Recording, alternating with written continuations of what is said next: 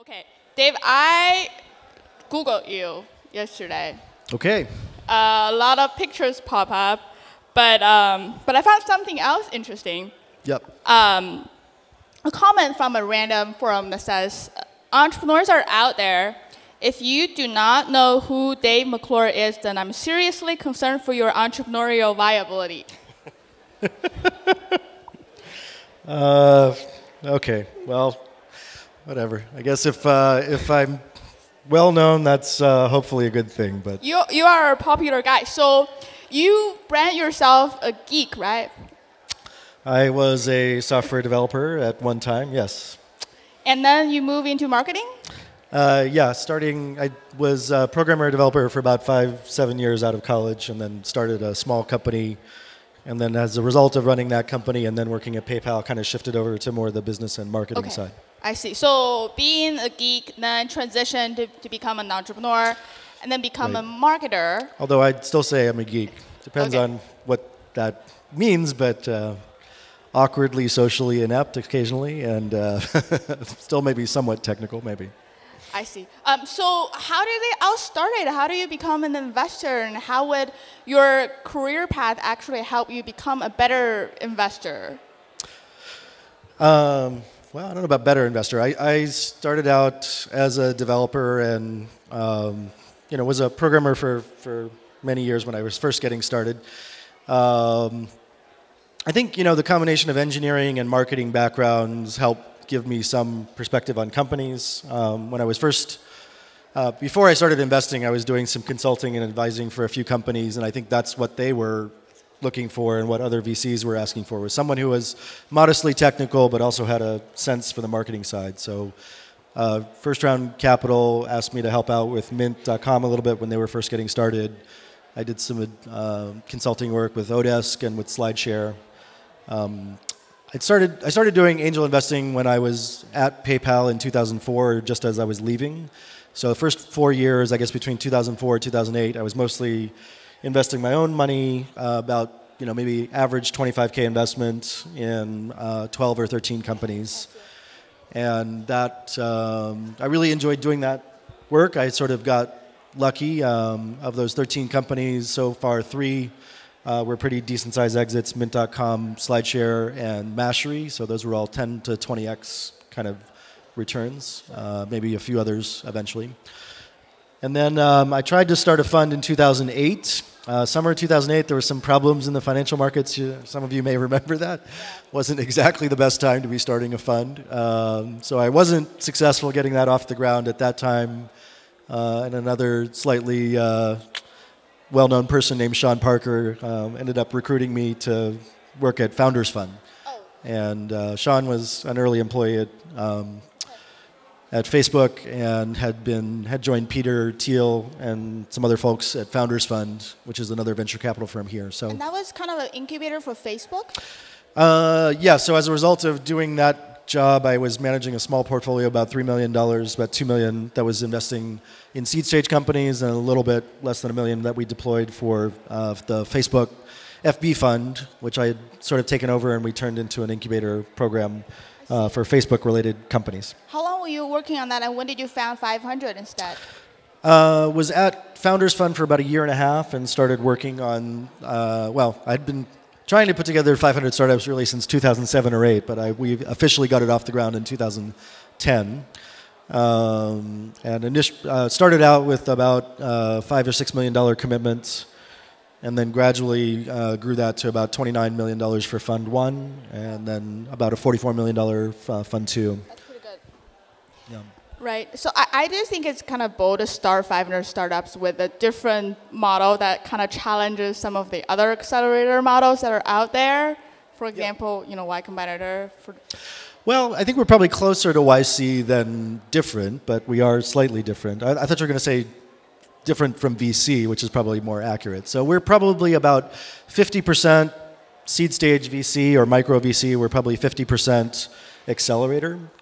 So we are currently doing probably about 250 investments a year, and about 120 to 150 of those happen through our accelerator programs in Mountain View, San Francisco, and Mexico City, which is where I just came from. And then about 100 to another 150 companies we're doing seed stage investments. And in those investments, we look more like a seed stage VC or a micro VC. So while we compete with Y Combinator and Techstars and others, we're also investors in a lot of Y Combinator companies, probably close to 60 or 70 YC companies at this point. Oh, you invested directly? Yeah. Okay. So the primary differences or similarities in what we do on the accelerator from YC is we have a resident program. So YC doesn't have the companies in their offices except for the one-on-one meetings or the dinners.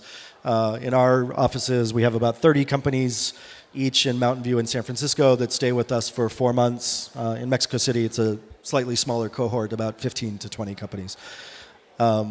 We do an investment that's about $100,000 less a $25,000 program fee, so it's basically $75K to the companies.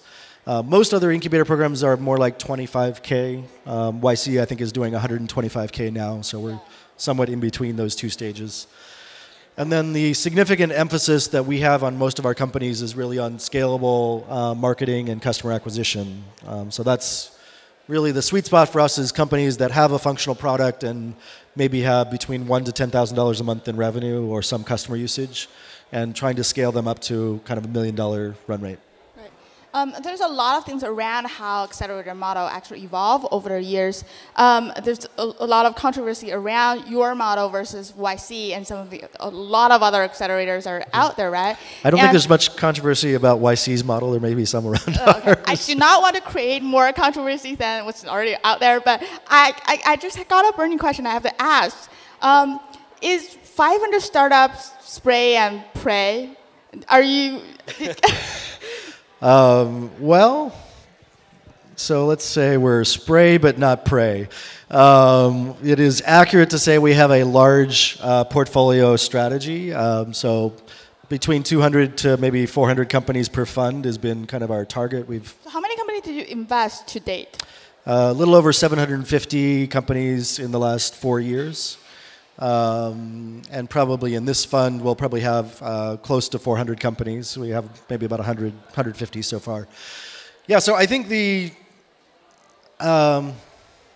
so the fact of the matter is that most VCs, I think, have too concentrated a portfolio strategy, and the results bear out that that's not necessarily a good strategy. Actually, probably less than 1/4 of most VC funds beat market-adjusted returns for illiquid capital.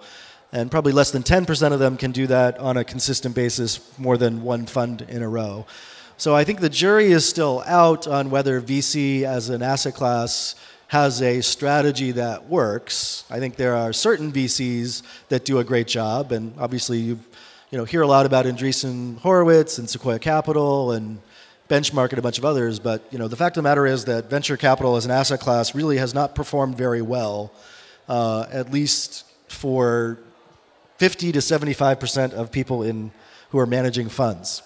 And you could say that there's a variety of reasons why that might be the case, but I would say that one of those reasons is the strategy of assuming that you're going to bet on 30 companies, which is a typical strategy for a later stage Series A or Series B focused fund. You're going to bet on 30 companies and see at least $3 billion outcomes or larger than $1 billion outcomes is a highly suspect strategy. I don't think that has proven to be accurate in most cases for most VCs. And we're saying that really the right number of companies is probably at least 5 times that and maybe 10 times that. And our results so far seem to indicate that that is working quite well for us. Well, the thing is, you've been traveling around the world. How do you envision a global strategy that's fitting everything you just talked about, right? You're going to have to differentiate your fund from not only just the accelerators that are out there, but also micro VCs like SV Angel. A lot of people in the Valley are quite active, making a lot of more investments anyway. Yeah, I think we're pretty clearly, us and SV Angel and maybe YC are the most active investors, at least domestically. I'm sure we probably are the most active investor globally. Most YC and SV Angel don't do a lot outside the U.S. Right now we're about 50% U.S., 25% rest of 50% Silicon Valley, 25% rest of U.S., and 25% rest of world. And I would say we'll probably increase the international exposure over the next 5 years. I might guess it could be as high as 50% exposure internationally 5 years from now. So just to clarify, are you mainly investing in other countries, in other markets directly, or are you looking to bring this company to a combination of both. So we take companies from other countries and bring them here for our accelerator program. Some of them stay here, some of them go back, but we're also active investors in country. We have people on the ground in Brazil, Mexico, India, China, and Malaysia in Southeast Asia. And we're looking at probably bringing people into the team in Middle East and Europe. And we've been very active. About 200 of the 700 companies I talked about are outside the US. I see, including China.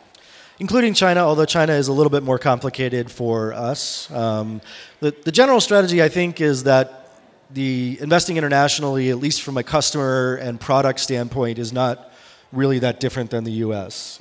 In fact, a lot of the changes that have happened in the last 5 to 10 years are why we can invest internationally. Largely, significant reduction in product development cost, at least in the first year or two, and then significantly greater access to customers via online platforms, primarily search, social, and mobile. So in most places around the world, those search and social and mobile platforms are the same. They're Google for search, Facebook and Twitter for social, Apple and Android for mobile, and maybe we throw in YouTube for video and a few other things as well.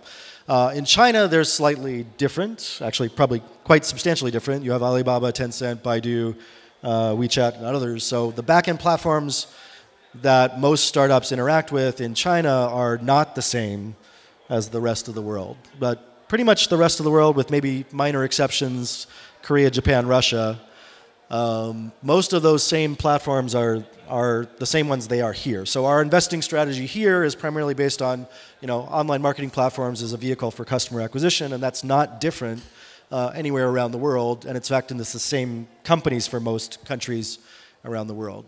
With China, it's a little bit more complicated in that we have to figure out different platform relationships. We may have, cross-border sort of strategies that we're going after that might be different. But China's a very competitive market.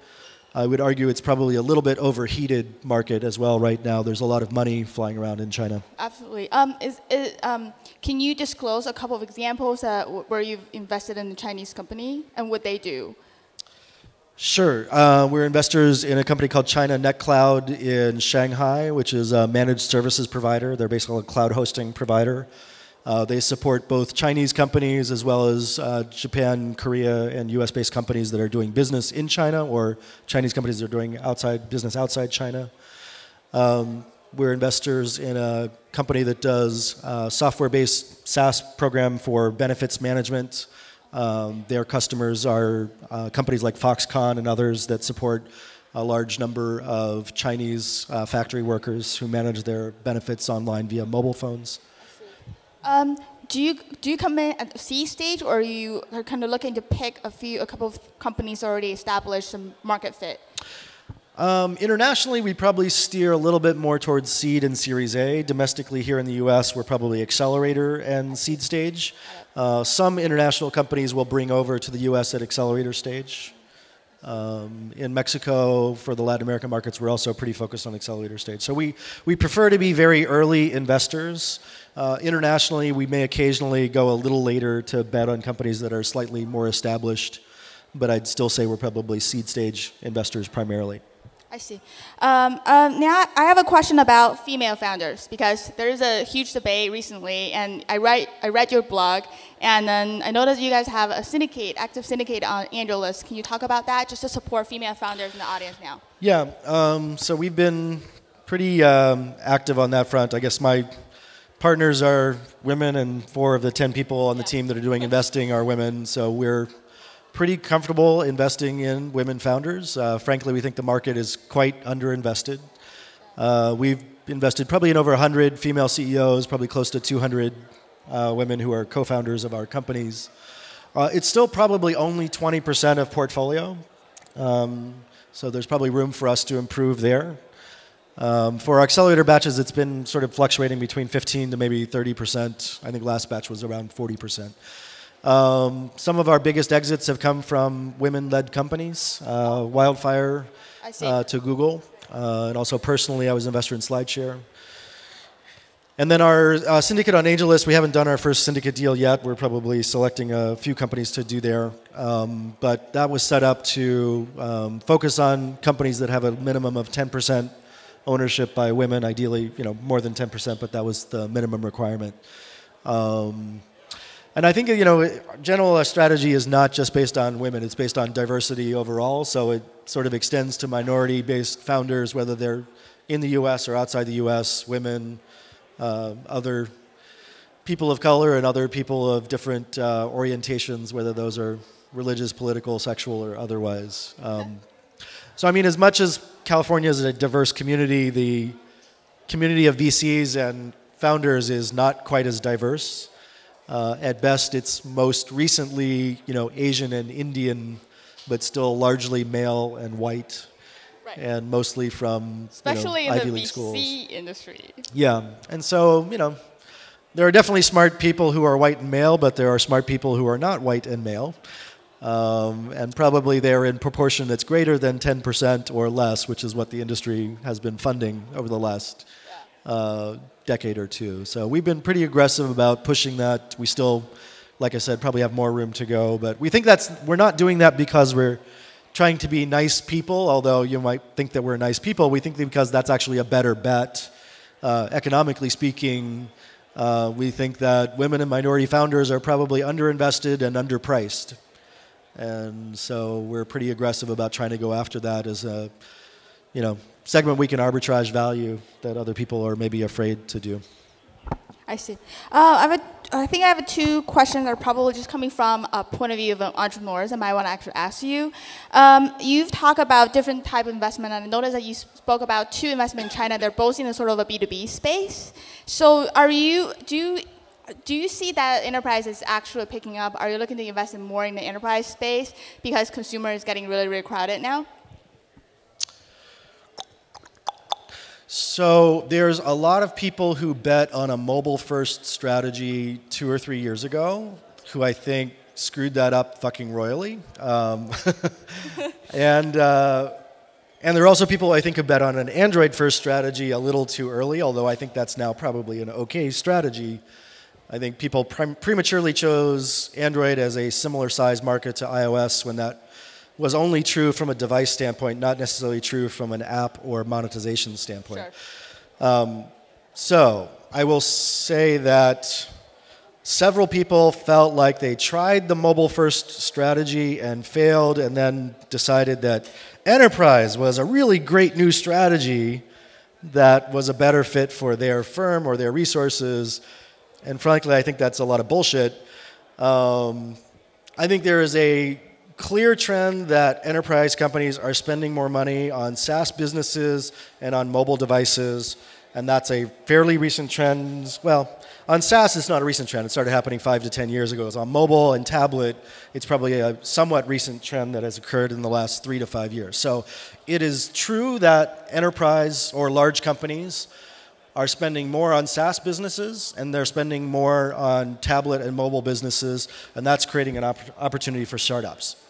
A much more vast and dramatic change has been happening on consumer and small business side, which is that everybody on the fucking planet has one of these in their pockets, probably 2 of these in their pockets in many geographies, and they have tablets. So the reason that a lot of consumer investing has become a popular strategy is not because consumer all of a sudden became on people's radars. It's because billions of mobile devices are being sold by companies like Apple and Samsung and plenty of others around the planet, Amazon, et cetera. So over the last 5 years, we've seen a growth in mobile phones and smartphones that's between 1 to 3 billion devices, and we're going to see more of that in the future. That's why consumer is an interesting strategy. In addition to that, we've seen the growth of mobile platforms that, search has been around for a while, but social has been around only fairly recently, and mobile platforms that have been accessible have really only been around for 3 to 5 years. So there's this huge, huge change in consumer behavior, consumer spending, device accessibility, mobile platforms with like billion member audiences that has happened in the last 5 to 10 years. That's really, really, really measurably large. And just go see any of Mary Meeker's slides if you question whether that's true or not. And so the amount of capital investment in those companies, consumers, business models, whatever, is rational because there's a lot more audience out there. There's a lot more spend out there. From an enterprise standpoint, is there a dramatically more spend from an enterprise? Maybe, but not so much. It's in new categories and segments. And so if you're doing SaaS businesses for enterprise or mobile businesses for enterprise, yeah, there's more spend in those categories than before. But it's still the same dollars from the same pockets unless you're coming up with new enterprise companies to go after. And the enterprise sales strategy is still challenging, requires direct salespeople, usually a longer cycle. And although some of that is shifting to departmental sales that are, recurring and credit card based, still anything that's more than a $25,000 a year price point or a $5,000 a year monthly price point, probably more like $500 to $1,000, goes into a different sales process that's highly dependent upon human beings selling stuff. Whereas consumer and small business and departmental enterprise can be done online. Through SEO, SEM, social strategies, a lot of things that are very scalable and aren't always dependent upon human beings. They're still probably dependent upon smart people. But that's why we're really interested in consumer strategies, and not just consumer, but small business strategies and departmental SaaS strategies. It's a different selling process, and there's a much larger audience. So that's the concentration of activity and why we don't do as much enterprise. Although I'd say enterprise is probably still 30% of what I do, and it's probably concentrated in SaaS and mobile for enterprise. Sorry for the long-winded answer there. It was longer than I expected, but insightful. All right, one last question though. If you're allowed to give one piece of advice to entrepreneurs sitting here in-house, what would you say? Don't go rebuilding WhatsApp.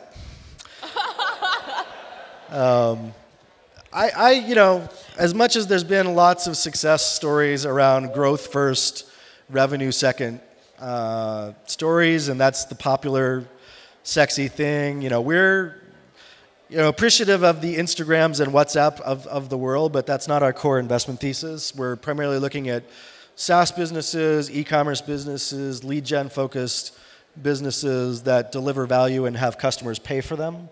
So we're looking at very transactionally oriented businesses that, help people in very simple and basic ways. There are not a lot of, high concept sort of stories on that. So I would say for entrepreneurs, focus on a business model that's pretty obvious, deliver value to customers, and listen to customers. I know this sounds like stupidly boring. And use the online platforms for customer acquisition, but don't expect that you're going to be the next Facebook, Instagram, or WhatsApp. If you want to go down that path, that's totally fine. Just don't expect that I'm going to be the one writing that check for you unless you already have some traction. There are always other investors out there, so you guys are already working on this? We're fine. All right, you want to, since you wear flip-flop, maybe we should take a selfie with everyone in the house? Because you do this all the time. Sure.